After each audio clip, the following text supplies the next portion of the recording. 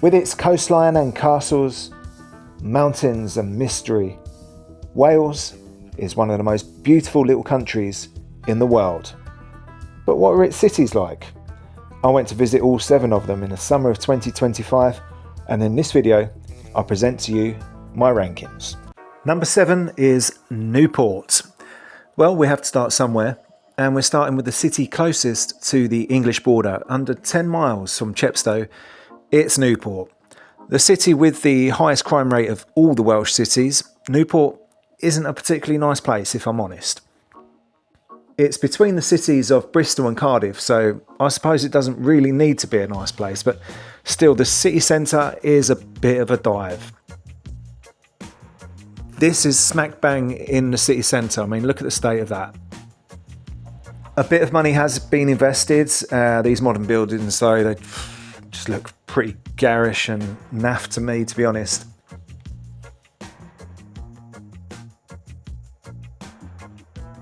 Newport is actually a historic city, but you do have to kind of look around quite a lot to see this history. I had to climb right up to the top of a hill to see this church. Pilgwenley, or Pill as it's known locally, should just be avoided at all costs. It's rough as a badger's arse. I have no idea how long this quick save has been lying derelict for. Avoid this travel lodge as well. This seems to house the local drunks and druggies. In the city centre there are some nice buildings, but with the shop facades of pound stretcher, that kind of thing. Newport is a port city, as the name would suggest, and like everywhere else, industry has declined. I'm not quite sure what they were thinking calling this the West of England Tavern in Newport, Wales. But as you can see, it's derelict, unsurprisingly so. There are some nice people in Newport, and there's some lovely countryside nearby. It's also well connected, as I said, with Cardiff and Bristol nearby. It's by the M4 on the main line to London. But the place is just feels depressing to me. I think this part here just about sums it up. Think there's nothing going on in Newport? Think again. There's a one-day food festival going on. Great. At number 6 we have Bangor. At the very opposite end to Newport, in the northwest of Wales, across from the Isle of Anglesey, we have Bangor. Bangor is the oldest city in Wales, and it's also a pretty small one with a population of less than 20,000, much of them made up of students. Bangor's city centre is sadly very tired, with a lot of boarded up shops, the largest of which is the Debenhams.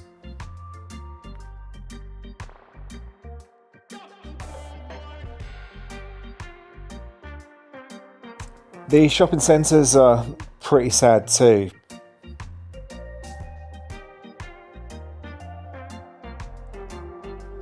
There's been a religious building on this site since the 6th century, and the current cathedral started being built in the 12th century.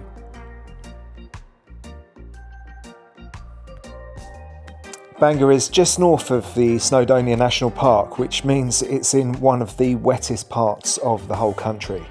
Of course, this means Bangor is in a beautiful part of the country with mountains, waterfalls and beaches nearby, but we're concentrating solely on the city centre here. The university is very well regarded, has a lot of international students. In fact, I think I read somewhere that half the people in Bangor are students. And finally, Bangor is home to notorious council estate Mace G, which has a big old reputation.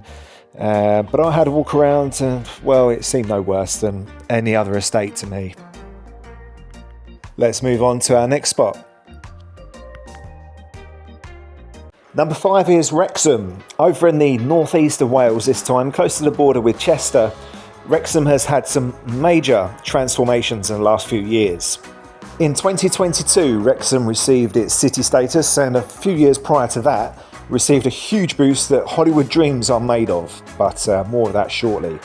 The city has a population of about 45,000 in its built-up area and has traditionally been a working class place. This is a monument to local miners here. I'll be honest, there's not a huge amount to see and do here. There's a few bars and restaurants like this one that's French, Portuguese and a Ukrainian one. It also has one of the strangest looking city centre churches I've ever seen. The city centre is a bit of a mixed bag, a nice floral display as you can see there, a Welsh Wetherspoons, and there's a few boarded up shops in the city centre. There's a few old buildings, but nothing you'd really come out of your way to see.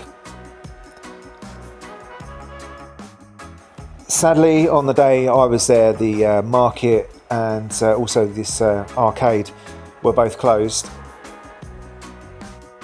A shame because they look kind of interesting. Sadly, it was also a little bit too early in the day for cocktails. So yeah, overall the city centre was alright. Probably the nicest part was the church.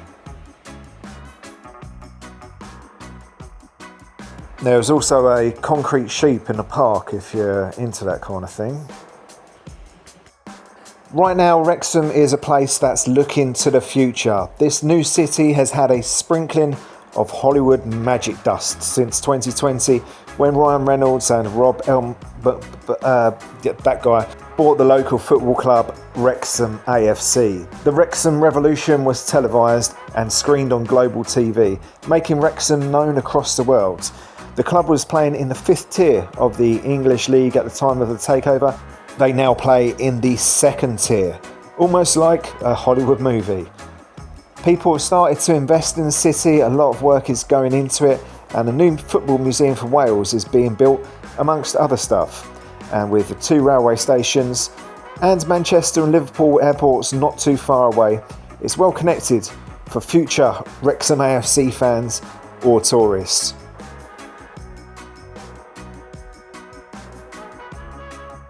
Number 4 is the metropolis, that is St Asaph. With a population of around 3,500, St Asaph is only about 30 miles northwest of Wrexham and less than 6 miles south of the coast at Rhyl. Centuries ago, St Asaph was a city. Somehow it lost its status at some point, and at the 3rd time of asking was re-awarded city status in 2012. St Asaph is the 2nd smallest city by population in Britain and the 3rd smallest by area after Wales and the City of London. I enjoyed my little trip to this tiny city. There's a cricket club, a bowling club, a football club. It's very quaint and quiet. No rubbish franchise restaurants here. Instead, you've got pubs, a nice river, lots and lots of green space, apple trees, and a beautiful cathedral. Yep, I quite like St Asaph. I'd recommend it. Probably if you're passing through the area, but not to make a special trip. Number 3, Swansea. With a little over 250,000 inhabitants, Swansea is the 2nd largest city in Wales. You can find both swans and the sea in the city, although the name Swansea is actually derived from the Norse name King Sween's Island.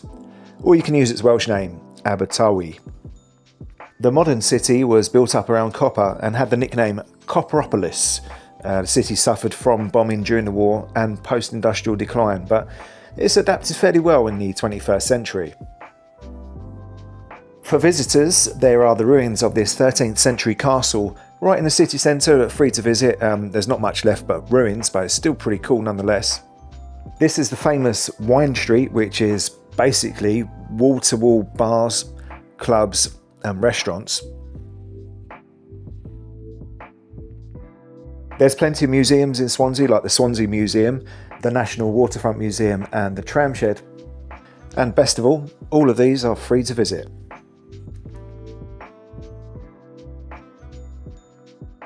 Swansea Bay and Marina are well worth visiting, and the highlight for me is this Gigi Zhao's favourite authentic Chinese restaurant, which is just mad.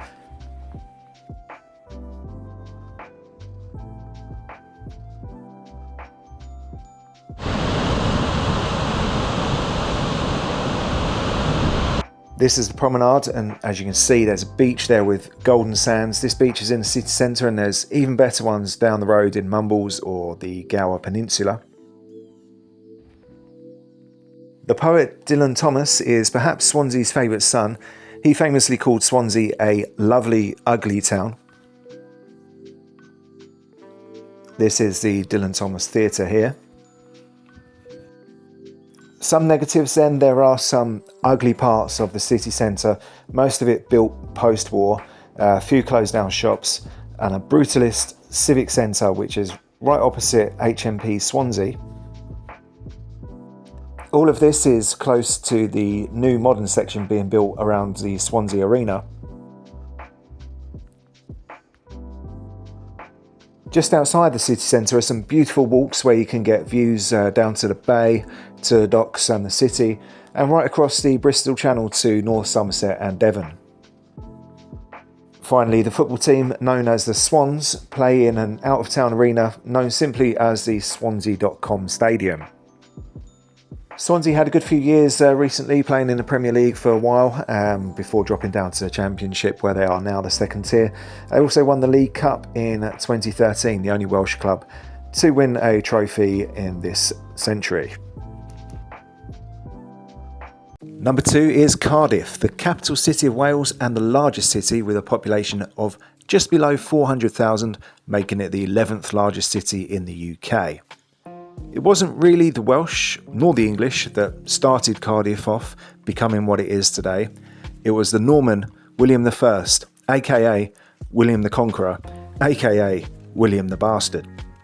He ordered this castle be built on the site of a former Roman fort, though its appearance today probably bears no resemblance at all to the original build.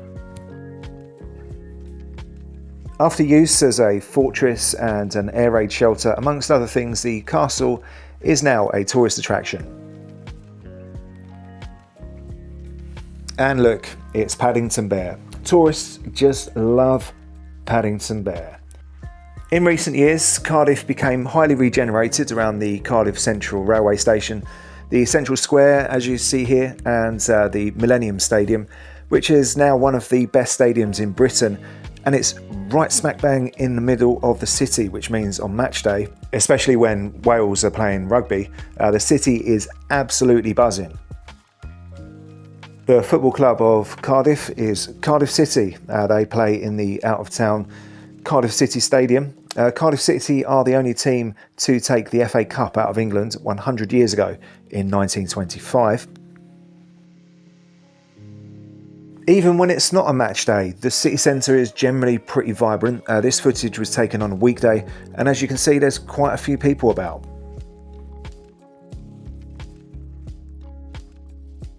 Cardiff Bay features the Wales Millennium Centre, a swanky events venue which is also a good place to get out of the rain. The Pierhead Museum used to be the offices for Cardiff Docks. There's also a Norwegian church, slightly out of place looking tropical pubs, and all the other usual franchise restaurants and bars.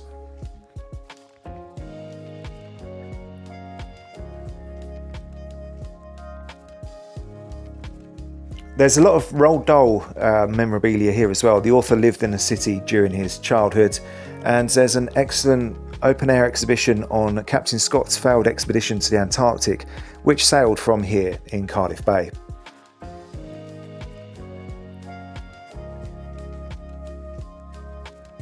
There's a walking trail with sculptures and information boards where you can learn about Cardiff's history. Complaints about Cardiff then, the standard stuff with any city. There are homeless folk here, there is some antisocial behaviour, drink and drug issues, and some areas are best avoided, but generally Cardiff is a safe city, especially in the city centre. So that's Cardiff. It's a great city, well worth a visit. Number 1. Yeah, I know this is ridiculous. It's the smallest city, not just in Wales, but in the whole of Britain, by population at least, with less than 1,800 inhabitants. It's St Davids, an important place for Welsh folk. St Davids is the resting place for Wales's patron saints, called David, obviously. Way down in the southwest of Wales on the Pembrokeshire coast, St David's had its city status removed in 1886 but reinstated in 1994. Despite being the third smallest city in the UK by area, it packs in 210 listed buildings as well as the huge cathedral. A cathedral which is just as impressive on the inside as it is on the out.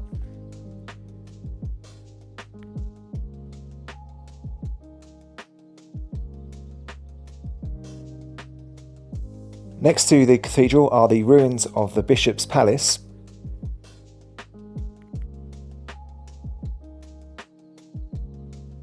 Okay, that's enough cathedral spam. Let's head back to the centre. There's lots of pubs, tea rooms, tapas bars, pasty shops, a chippy, lots of independent businesses, locals giving away their apples, and the 14th century St David's Cross right there in the centre. And just to the south of St David's, you have the magnificent Pembrokeshire coastline, one of the most spectacular stretches of coast in Britain for my money. Now I know in a sensible world, St David's would barely be classed as a town, let alone a city. But who cares about sensible? I certainly don't. Anyway, that's my ranking of the 7 Welsh cities. Let me know your thoughts in the comments and if you agree. And if you don't agree, what would your choices be? Thanks for watching, and I'll see you again next time.